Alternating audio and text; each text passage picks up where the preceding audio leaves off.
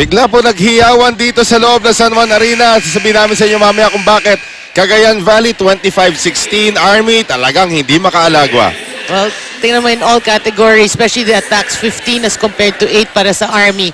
Blocking, medyo pareho na, 2-all. Service aces, 2-0 pa rin. Errors, Cagayan committing more errors today, but alam mo lahat, their defense is working for them, and si Soraya setting really excellently today. Kaya lahat ng offense nila, lahat ng players nila actually contributing. Ayan po, sanhin ang kanila sigawan. Oo. The first time this conference maglalaro po si Rachel Andakis. Titignan natin if she can be the difference maker dito. Nice block there from Michelle Carolino. Sa likod, magsisimula si Dakis. Alam naman natin, may libero-like skills din dyan sa likod. As Tipachot scores off of Gonzaga para makuha yung unang puntos para sa Cagayan Valley. Well, speaking of Gonzaga, siya yung top scorer ng Army doon sa second set. 6, Michelle Carolino with 4, Balsa and Cruz with 2 apiece.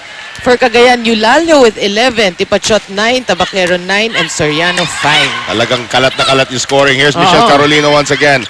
Soraya is there. Aisa Maiso ngayon. Setting up Tipachot. At sinubukan kagad ni Tipachot. Sino ba tong kakulay ng buhok ni Soraya? Sana sa kabila. Si Dakis hindi kaagad nakuha yun. Well, si Dakis parang pumayat palalo given the vacation. Alam mo, ito si Shell, wala namang problema yun sa metabolism. Dakis. Here is Michelle Carolino going to Jovelyn Gonzaga. Nice block there by Aisa Maiso. Dakis now doing the setting para kay Gonzaga. Off the block. Jonela ngayon. Soraya. Ibibigay kay Tipachot on the combination. Angela Nunag plays it. King Balse tinawid. Soraya. Ay, hindi na naiangat ni Eulalio. Well, that's rare though para sa Cagayan na nagkakommit sila ng error early on in the set.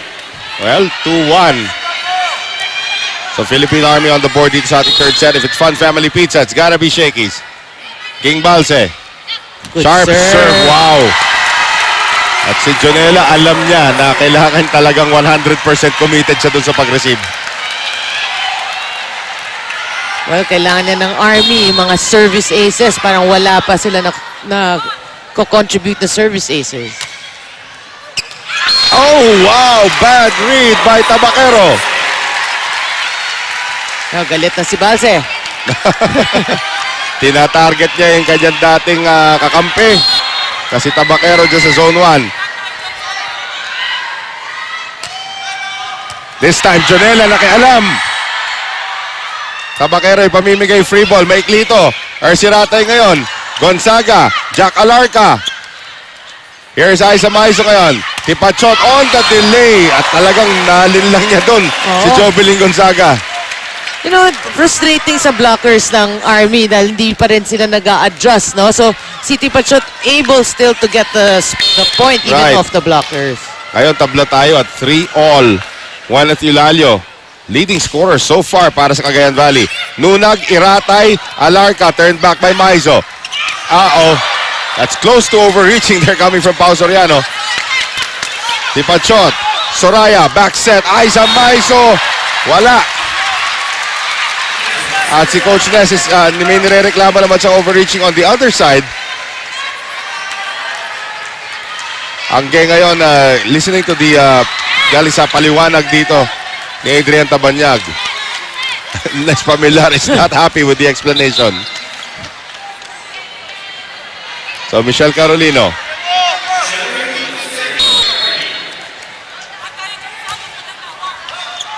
Uy, it's in. That's the second time na naloko si Tabaquero na isang serve ng Philippine Army. Biglang bumagsak. Right, Rexona anti-perspirant deodorant. It won't let you down. Ito na. Sabi ko sa iyo, hindi basta-basta higa itong Lady Troopers eh.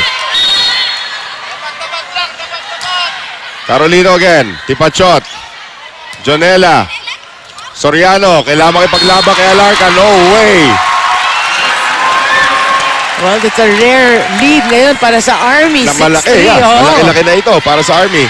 Dakis is in front. Michelle Carolino. Good read by Jonela pero hinintay niya at the last moment. Baka bumagsak pa to, baka bumagsak. Hindi. Sa labas nga naglanding. May nakaganda court sense niya, no? She has the luxury of waiting. Axel is the official outfitter of the Shakey's V-League. Tipachot. Iratay ngayon on the backset. Jovelyn Gonzaga. Single block by Angge. Sabay nag-posing si Angge. Pwede siya kumuha ng selfie. Ganun katagal yun. Nag-photo op muna. Oo. ano. Kaya itong Rexona anti-perspirant deodorant. They won't let you down slow-mo. Selfie time. Posing. Yeah. Kasi sabi ni Angge, ano ba yan? Galingan mo naman. Single block coverage Oo. na nga. Iratay, combination. Jovelyn Gonzaga nagalit na. Hindi na gumingiti si Jobs. Again, Jovelyn Gonzaga, masasabi natin, among the MVP candidates of this league. But you know si Gonzaga, what I like about her, ever since nung una ko siya na-cover, Yeah. yung fighting spirit niya. Oo. Never say die talaga. Angge off the block, still kept alive. Nunag, Dakis, almost. Here's Angge. Si Angge dinadaan na talaga sa lakas. At Tabaquero really, again, now we need to mention, ganda ng nilalaro ni Tabaquero. Right. Very high percentage. Alam na si Tabaquero, may score a lot of points pero ang dami rin niyang tapon minsan. This is not the case today. Oo. Maizo, Gonzaga, Iratay. Ay, hindi nagkaintindihan si Ersa si Jack. Tied at 7. Coach Rico looking at his bench. Dami may hawak na ano din, na sign eh. So, hindi mo alam kung sino yung sub mo dyan. Gonzaga. Iratay ngayon, setting up Rachel Andakis. Soraya. Galing sa likod si Tipachot. Cagayan Valley takes the lead. 8-7 against the Philippine Army.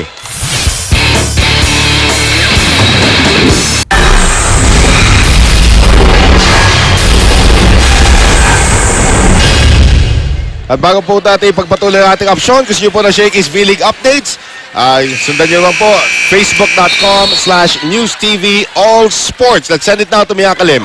Thanks, Noel. Madami nga sinasabi itong si Coach Rico na kailangan daw nilang bigyang pansin yung mga bolang easily nalalaglag. Sabi nga niya, madami daw sa kanyang mga players ay may mga iniindang mga injury pero hindi daw nila ito pwedeng gawing excuses every single time. At hindi rin daw nakakatulong sa kanilang cause yung pagiging malamya nila inside the court dahil wala nga itong si Tina Salak.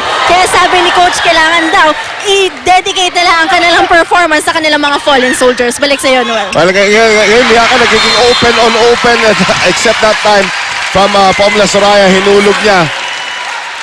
So ano na talaga ito? It's gonna be a question of will. Win it for Tina. Yan ang ginagawa Yeah. rito ng Army. Pero ang ginagawa naman ng Cagayan Valley, practice ulit tayo para sa Thailand. Correct. For the fallen soldiers. Let's see if the fallen soldiers will be honored here today. Rachel Andakis has yet to score. Here's Tabaquero. Kanina pa score na score. Iratay! Ando naman si Jonella for the coverage. Galing sa likod na naman si Tipachot. Dumaan sa kamay ni Gonzaga. Dapat si Tipachot ata lumipat sa Army kasi fire at will. Grabe ang nilalaro nito si Tipachot. As usual, actually. That was like a few inches behind the line. At si Gonzaga, sinabi, nako po, lakas. Ako na naman. Oo. Maizo, good read by Michelle Carolino. Well, errors by Cagayan. But, you know, they've been able to minimize their errors, no? In fairness to Cagayan. Kahit nagko-commit silang errors, like, hindi sila lumalamang as compared to for Army. Well, here's Jacqueline Alarca once again. Was not supposed to play today. Oh, nice block there by Balse. Balse, tinalo ni Soraya! You don't see that every day. Wow. You know, Soraya doing it in all parts of the court. Right. Ito kaya si Pao Soriano. Mikasas, the official ball of the Shakey's V-League. Iratay and Carolino. Hindi nagkaintindihan. Ako, namamagana naman ang kalamangan ng Cagayan Valley. That's right. Yung mga Ngiti errors. na lang siya, ngiti na lang. And Tina Salak right behind him. I'm sure Tina Salak gusto na maglaro. Well, against medical advice yun. Iratay. Soraya again! Pomla Soraya. Ibang klase na rin. That's right. You know, she's just showing us she's in a league of her own right now in today's match. The question is, if Tina Salak had played, would she be able to do all of that? Yun ang katanungan dito. Ang problema is we have no way to prove that. Right. Joan Bunag returns. Uupo ngayon si Ging Balse. So patuloy ang pagbalasa ni Rico de Guzman sa kanyang mga personnel. Soriano, Nunag, Iratay, Joan Bunag. Ando si Pau. Soraya, quick set. Buenot Eulalio. Hindi natamaan ng blockers. Pero you know, they had the right thing in mind because yung defense ng Army scrambling pa eh. At tingnan natin kung important yata ang baterya na dala ni Dakis baka galing sa Germany yung remote control serve niya. Solar power. Titignan natin. Dakis. Ay! Na-overcharge. And a service error there for the usually consistent Rachel Ann Dakis. Again, wala pang 48 hours sa Pilipinas yan. Naglaro na kaagad. Kailangan ng Army kanyang tulong. Tabakero, Dakis, Iratay, Michelle Carolino. Tabakero on the dig. Aiza Maiso, sa gitna kay Eulalio. Iratay, papunta rito kay Michelle Carolino. Yun, nailusot niya kay Soraya. Well, Michelle Carolino, kailangan magtrabaho pa siya because sabi nga natin, yung lead ng Cagayan, di na bumababa. Oo. Pero at least ngayon, 4 na lang. Kanina, iniiwanan talaga sila. 8, 9, 10. Iratay. Pati yung fans na shock eh. Oo. Oo. Tipachot. Pero that time was blocked. Oh, Gonzaga! Second ball pa lang yun. Wala pang depensa doon ng Cagayan Valley. Siguro si Maizo saying, I should have known gawain ko. Oo. Kita mo naman yun, second ball. Wala pa talaga. Ni formation, wala. And it was just the talent of Jack Jonella that just kept that ball alive momentarily. There's si Ratay once again. Soraya, lapit yan para kay Tipachot. Easy pickings for Jovelyn Gonzaga. That's right. Rare error there between the two Thai imports. At eto ngayon, 2 na lang ang abante rito ng Cagayan Valley. Highest at 5 in this set. Highest at 11 for the match. Wow. Oo. Ay, hindi lang pala 11 yun kasi ano ba nakuha nila? 25-9. Highest at 16. Yep. Tipachot. Yon. Napataan sa kamay ni Gonzaga muli. Gonzaga's gonna have nightmares after this game. Tipachot. Hindi, pero yung kay Gonzaga, alam naman niya, preliminaries to. Alam nilang pasok na rin sila sa quarterfinals. Pwestuhan na lang ang pinaglalabanan dito. Yeah. Pero, you know, napansin ko, si Coach Ness naman for Cagayan, he always opts to stay with the 6, no? He doesn't Right. really... Wala pa binubunot galing sa bench. Although lalim na kanyang bench. Maizo, Dakis, Nunag, Jonella, Soraya.